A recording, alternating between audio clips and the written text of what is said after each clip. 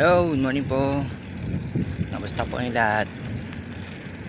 Yan. Sa ngayon, medyo iba yung ano natin, iba yung way or iba yung view. Sa ngayon, on the way na ako sa work. Pero pansamantalang lilis muna tayo ng direction. Kasi pupuntahan ko yung kapatid ko dun sa kanyang school,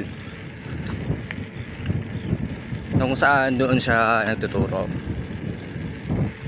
Well, dito yan sa may Barangay Bulay.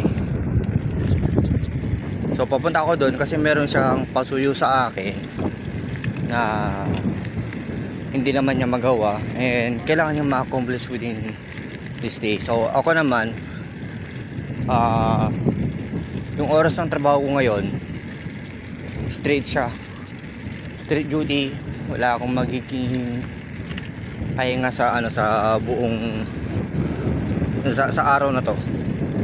Wala akong break kung tutusin, kasi dire-diretso lang siya may interval man siya, pero magtutuloy-tuloy lang yung oras. Sa ngayon malapit na naman na ako sa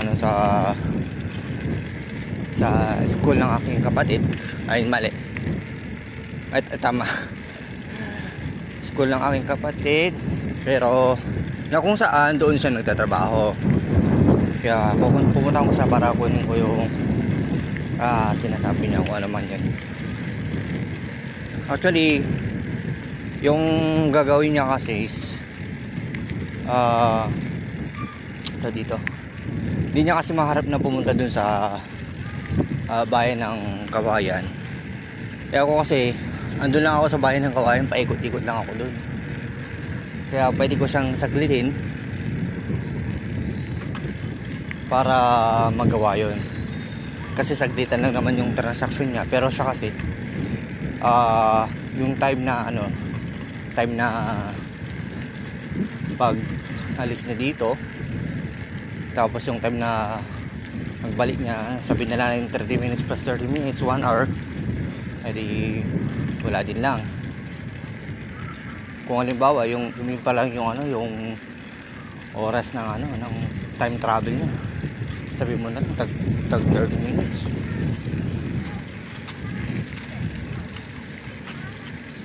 Tapos yung time of transaction niya, depende kung mga ilang minuto yung transaction niya dun sa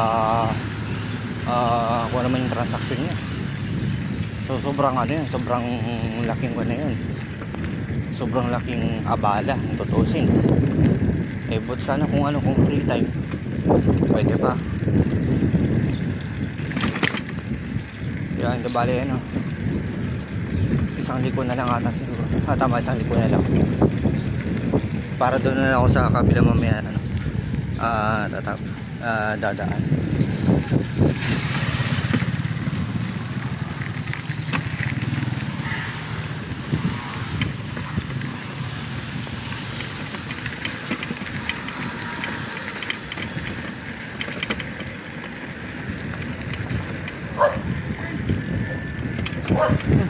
Habulin pa ako ng aso sa likuran. Ako pa talaga naisipan niyang habulin. So ito na yung school. Ayan, pupuntang ko na yung kapatid ko kung sa dito. So off ko na muna yung video.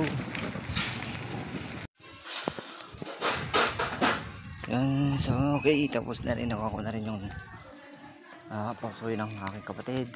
Bale, diretso na ako mamaya sa Kawayan para gawin yung trabaho ko din, etc. Para yung accomplish na lahat ng activities, certain activities ko within this day.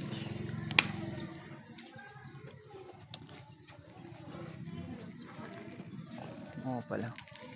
Sige.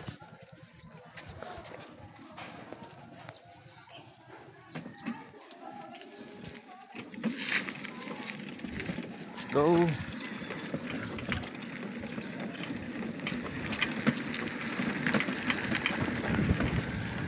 Kaya ito, cute ng buhok ko dun sa helmet ko. Ito, on the way na rin ako sana sa Kawayan.